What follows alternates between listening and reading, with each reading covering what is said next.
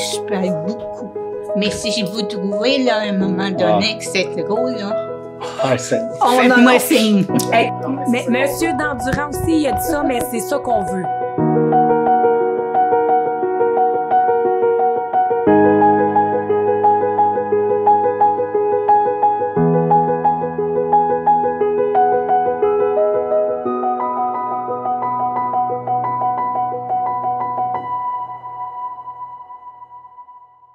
Moi, je suis une petite fille de l'Outaouais, puis j'ai l'Outaouais tatoué dans le cœur. L'Outaouais, là, la Lièvre, puis tu prends le chemin pour aller à Mont-Laurier. Il y a tous des petits villages. Là, moi, le mien, c'était Val-des-Bois. Puis tous mes parents, les deux générations de parents maternels et paternels, viennent de là, puis il y en a qui sont encore là. Quoi qu'il y en a beaucoup de décédés, là. Mais c'est chez nous, puis moi, j'aime ça ici. J'aime tout. Mais je manque les montagnes, le bas du lac, l'eau, les canards, les outardes, tout ça. Pour commencer, j'ai eu la chance d'avoir 4 grands-parents. Puis, chez maman, il était 4 enfants et c'était le calme, le silence. Maman, c'est la dernière. Chez papa, il était 10 enfants. Et là, au nom du bon Dieu, c'était comme la gare centrale. Mes tantes arrivaient avec des copains, ça vivait, ça chantait, ça prenait un coup, une petite bière, là. Faut s'entendre. Des fois, ça jurait, mais il y avait du plaisir. Alors, quand maman s'est mariée, elle était la dernière de la famille, seule avec ses parents. Elle avait enseigné 4 ans en 1930. Mes parents sont mariés en 1934. Comme en Outaouais, il n'y avait pas tellement d'ouvrages. C'était des terres incultes à l'agriculture. Alors, il y avait seulement que le bois, la forêt. Puis la compagnie McLaren, partir de Mont-Laurier, la tête des eaux, jusqu'à Masson, avait acheté une lisière de, je sais pas comment, mais c'était peut-être 100 pieds, là, disons, de chaque côté de la rivière, pour pas que les gens aillent mettre leur bio dans la rivière. Parce qu'il fallait qu'ils passent dans le village. Il y avait un chef de la compagnie. Lui, il disait, là, c'était lui qui... Le bûcheron, il arrivait avec ses chevaux puis ses grands troncs d'arbres, là, comme d'ici à demain, puis il disait, là, je vous demande 15 pièces. Mais oubliez pas que dans ce temps-là, là, en 1940, dans les années 40 et 50, là, le monsieur faisait le tour, sortait son cordon, il mesurait, il regardait.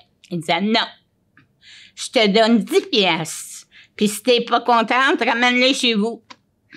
Tu savais que le monsieur, il prenait 10 pièces puis il dompait, en bon québécois, ses arbres dans la rivière. Alors, la compagnie McLaren a aidé d'une drôle de façon, je ne veux pas critiquer, mais les gens de la Lièvre.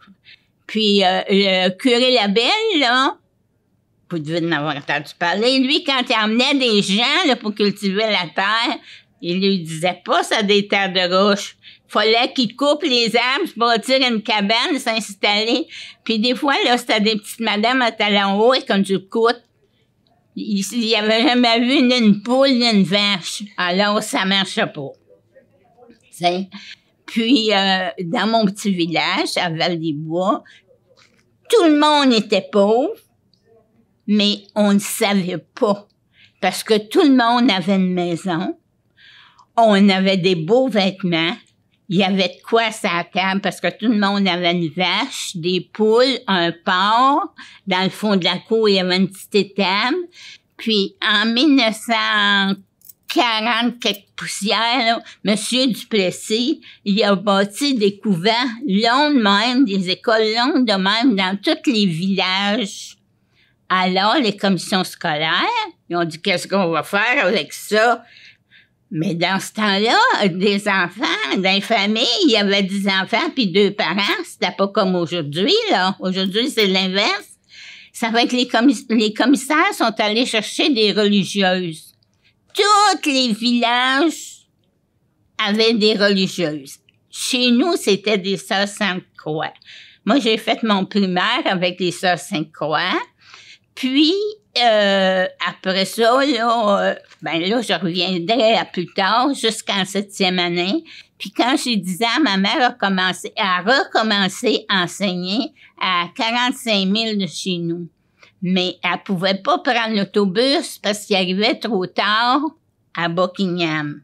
Alors, elle descendait avec les troqueurs, avec ma petite sœur qui avait pas d'âge à l'école, mais le commissaire il avait dit vous rentrez là dans l'école puis dites-le pas. Parce que à cette école-là, après 2 semaines, il y avait première, 7e en français et en anglais. Au bout de 2 semaines, les gars, ils mettaient la maîtresse dehors. Ça fait que ma mère, elle mesurait 5 pieds et elle pesait 100 livres. Mais elle avait du guts. Ça fait que le premier vendredi, ils ont rien fait. Le deuxième vendredi, 3 gars, ça se présente devant le bureau. Ils ont dit, Madame Marion, vous sortez. Maman a dit, oui, on va voir. Donne-moi ta main. L'innocent, il donne sa main à maman. Alors, maman, elle avait une règle dans le bureau. Elle a bûché dessus jusqu'à temps que la règle casse. Là, elle a mis les élèves en rang parce que c'était un rang de campagne. L'autre bord, c'était le commissaire. Elle a dit, là, je viens de faire quelque chose, je sais pas si c'est correct, mais j'ai flanqué de voler un élève. Puis, je suis bien inquiète. Je vais pas perdre ma job et tout ça. Le président, il demande à maman, il dit, pouvez-vous m'expliquer ce qui s'est passé? Elle a dit oui. Mais lui, il savait bien parce que toutes ses maîtresses faisaient envoyer comme ça. Il dit, Madame Marion, il dit, vous avez bien fait. Puis il dit, s'il y en a un qui ose vous péter trop fort, appelez-moi, je suis l'autre bord de la rue, je vais venir puis je dois régler ça. Ça fait que là, ma mère a resté avec ça sur le cœur pendant toute sa vie parce qu'elle avait frappé un élève. Et moi, là, après avoir fait mon primaire jusqu'à 7e année avec les sœurs Sainte-Croix, on est descendu à Buckingham où ma mère enseignait parce que ça faisait 4 ans là, qu'elle voyageait avec les troqueurs à tous les lundis, puis elle revenait chez nous le vendredi soir. Puis moi, je restais chez nous avec une gardienne, une petite matante, haute de même, puis grande de même, mais bonne. Puis elle était religieuse. Tout le village priait pour elle. Elle avait des Non. Elle priait pour tous les gens du village, puis les gens téléphonaient. Voulez-vous, mademoiselle, là, prier pour moi? Ça fait qu'on se levait à 5 heures du matin. On s'habillait en dessous des couvertes. Puis on marchait, disons, c'était à peu près la longueur de 3 coins de rue pour se rendre au couvent. Puis ma gardienne, elle me faisait le ménage du bon Dieu. Elle était toujours dans l'église ou bien à la chapelle, au couvent. Fait que là, on allait à la messe, après ça, on allait déjeuner au couvent, dans la cuisine, avec la sœur cuisinière, mais il fallait pas le dire, pour pas que les autres élèves le sachent. Alors, ça a duré 3 ans, puis on s'est en allé à Buckingham, qui est une 40 000 plus bas, puis une petite ville à cette époque-là. Et moi, là, je me suis en allée au couvent, à l'école Saint-Notre-Dame. Puis j'ai fini ma 7e, ma 8e, ma 9e année, puis là, c'était les Sœurs Grises. Mais c'était tellement des bonnes éducatrices. Puis on a appris tellement, ils étaient tellement dévoués. Puis après ça, là, j'avais des amis dans la petite ville à Buckingham. Le mercredi, on allait patiner parce qu'on patinait de 7h30 à 8h. Ça durait 15 minutes de même, puis 15 minutes sur l'autre bord. Le jeudi, à côté de chez nous, il y avait un vieux cinéma qui tenait pas debout. Il y avait des films, puis ça coûtait 10 sous. Puis c'était tous des vieux films français. Ça fait qu'on y allait, j'avais 3 amis de filles. Mais là, hey, mes notes, école, mon père, il me fait venir au bout de la table, puis il dit, assis-toi, on va avoir une conversation. Il dit, t'as le choix. Tu restes ici, tu sors pas de la semaine, puis tu sors pas de la semaine. Puis quand mon père disait ça, tu sortais pas de la semaine. Ou tu vas pensionnaire. Oh ben, j'ai dit, je vais aller pensionnaire, certain. Ça fait que j'ai été pensionnaire pendant 3 ans. Il fallait faire le 9, 10, 11, 12e année. Dans ce temps-là, on finissait avec une 12e année.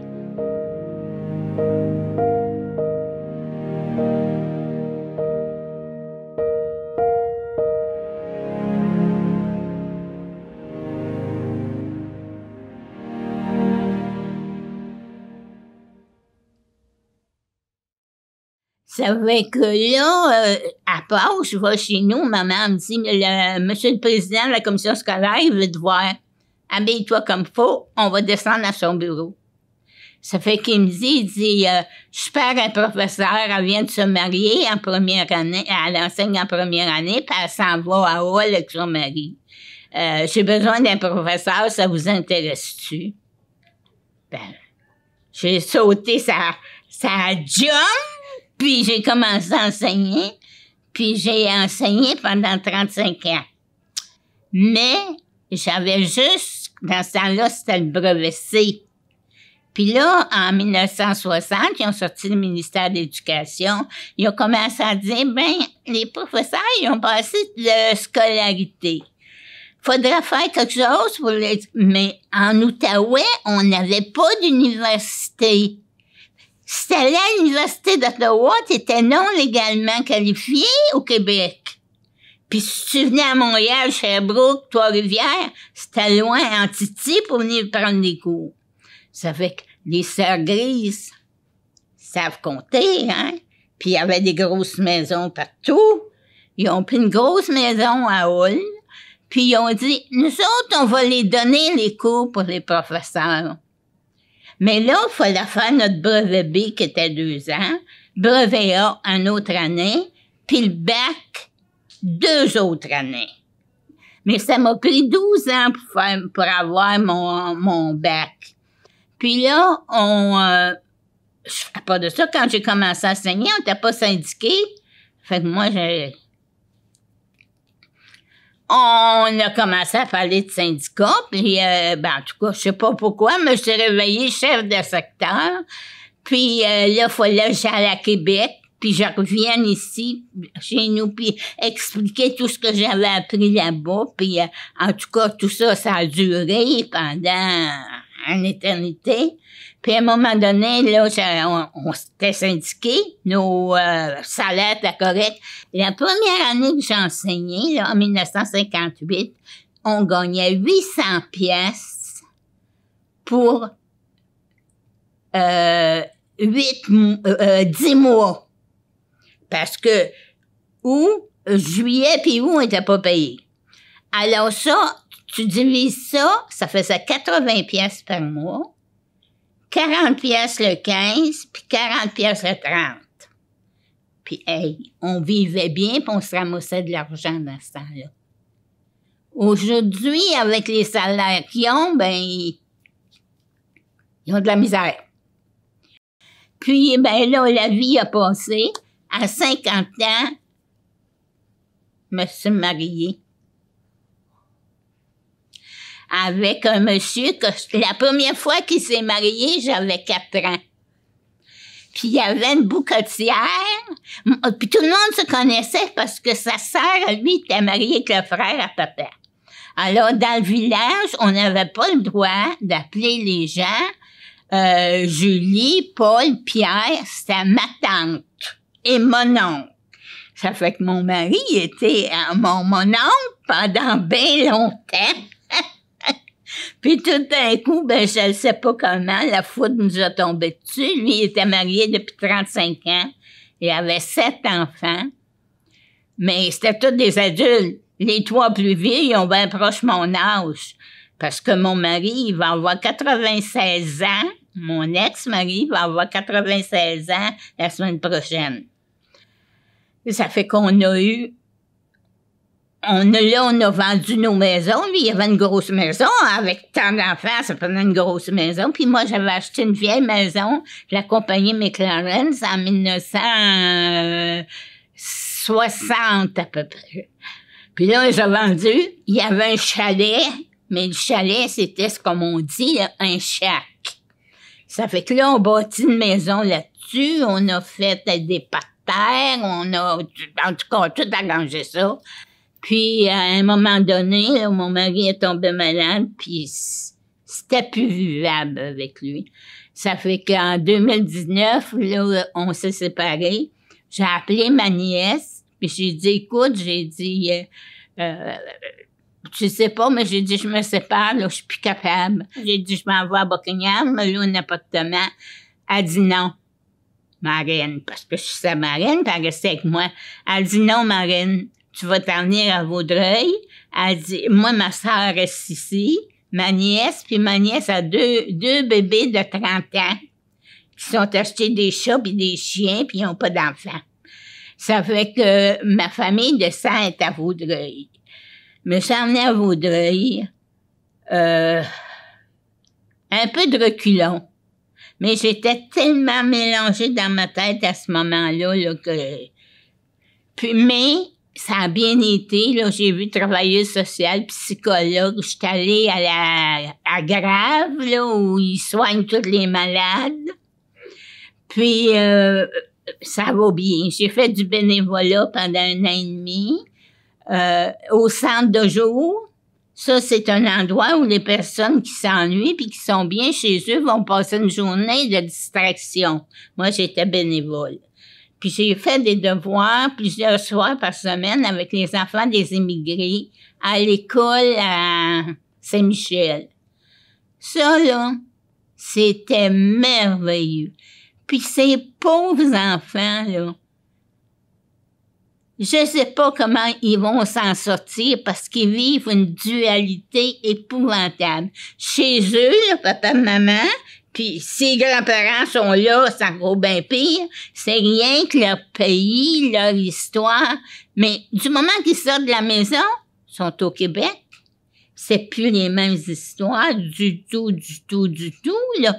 Il y en a qui ont pas de cadeau à leur fête, qui ont pas de Noël, dépendamment de leur religion.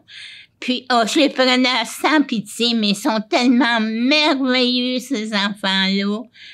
Puis, ben là, le COVID, il s'est pointé le nez.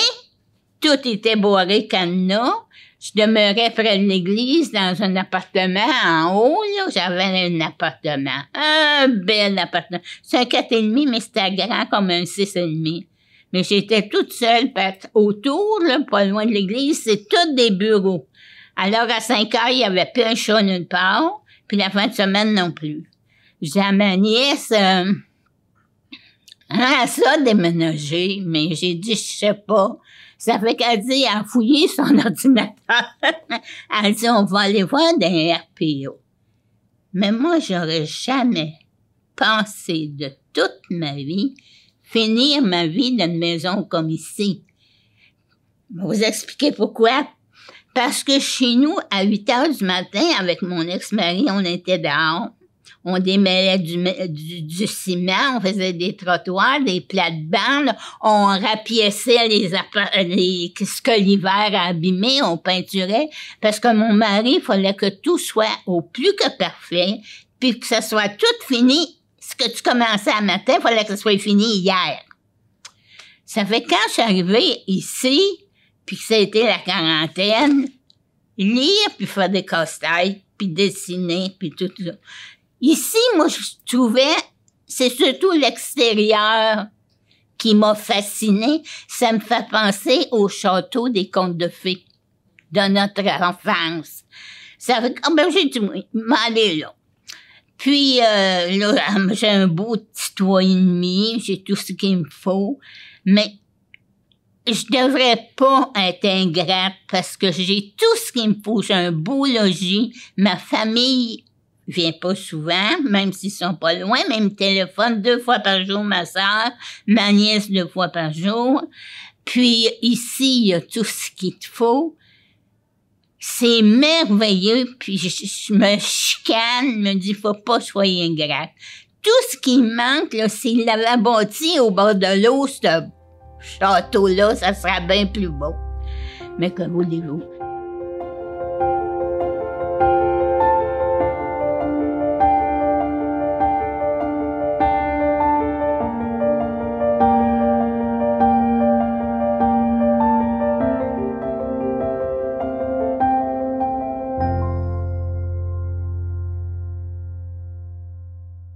Chez nous, dans ma famille, on n'a pas attrapé le COVID. On a attrapé la maladie de l'enseignement. Ma mère était professeure, j'avais 3/4 de mes tantes, un de mes oncles. Mes cousines de ma génération, là, on était 28 professeurs. Puis il y en a encore des petits, là. Il y en a un qui va prendre ses 35 ans, il va prendre sa retraite. La génération en bas de nous autres. Puis il y en a plusieurs. C'était une vraie maladie chez nous, l'enseignement. Je sais pas ce qu'on avait pris ça. Puis dans ce temps-là, c'était sévère. À l'école, là, moi, première année, j'ai enseigné, c'était de 8 à 4.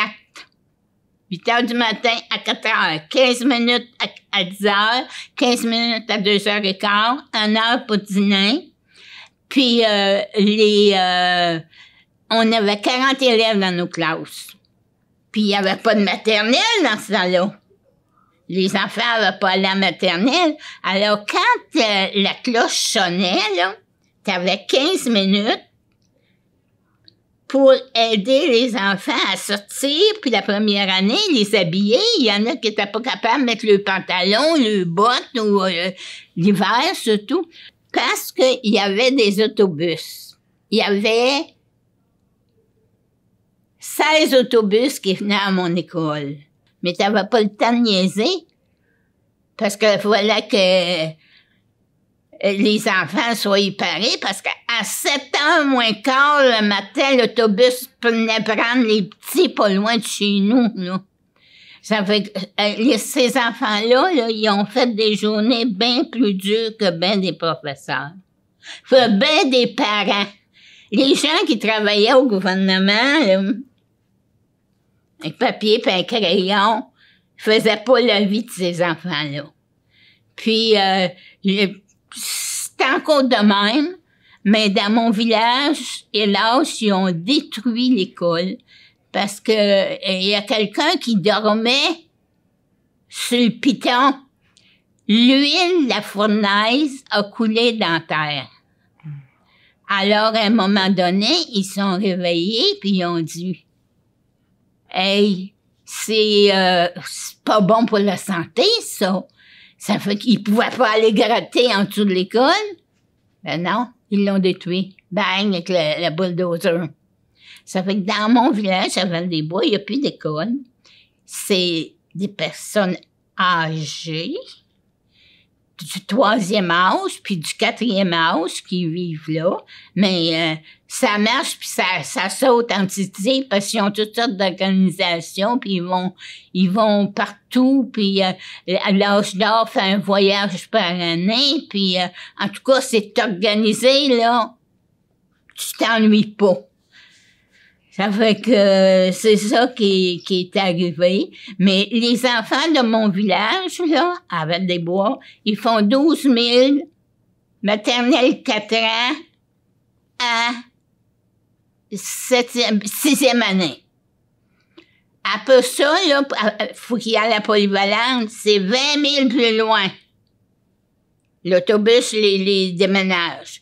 Puis l'université, ben c'était à Hall, c'était encore un autre 15 000 plus loin. Là, dans ce temps-là, ils se prennent des appartements en ville, là, quand les parents peuvent, là.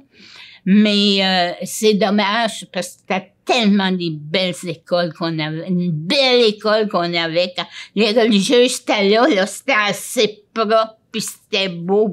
C'était immense à part de ça. Ça fait que c'est un peu l'histoire de ma vie, puis mon patelin, puis ma vie aujourd'hui. Ben, aujourd'hui, là, c'est différent. Parce que j'ai 82 ans. Je suis en bonne santé comme à 50 ans. J'ai pas mal nulle part, hélas. Non, Dieu merci. Ça fait que là, le temps qui reste, là, je sais pas, ça peut être 3 mois, ça peut être 6 ans, ça peut être 10 ans, peut-être bien 15 ans. Alors, le temps qui reste, là, c'est à moi, puis je vais faire ce que je veux. Puis quand ça me tente pas de rien faire, en bon québécois, là, je m'évache sur mon divan avec mon chien et je regarde la télévision. Puis à part de ça, je regarde le plus souvent des histoires de meurtres. À investigation, ils se tuent à coups de marteau, puis à coups de pelle, puis à coups de toutes sortes d'affaires. Puis figurez-vous que j'écoute ça, puis je dors bien après. C'est tout bien. Il y a des moments donnés dans ma vie, j'ai tout bien eu envie de serrer le cou à certaines personnes. Non, c'est face à part. Je vous remercie énormément. Merci beaucoup. C'est moi qui vous remercie de votre patience, de votre amabilité et de votre sourire. Voilà. Oh, wow! C'était-tu correct? C'était plus que parfait. Je vous avais dit, là, si je parlais trop, de me faire signe. Non, c'était parfait. Parce que Oh, vous êtes parfaite. par définition professionnelle, Ouais, c'est ça. Dans la famille, là, quand on se rencontre, les cousines, on parle tout ensemble. Je sais pas qu'est-ce qu'il y a.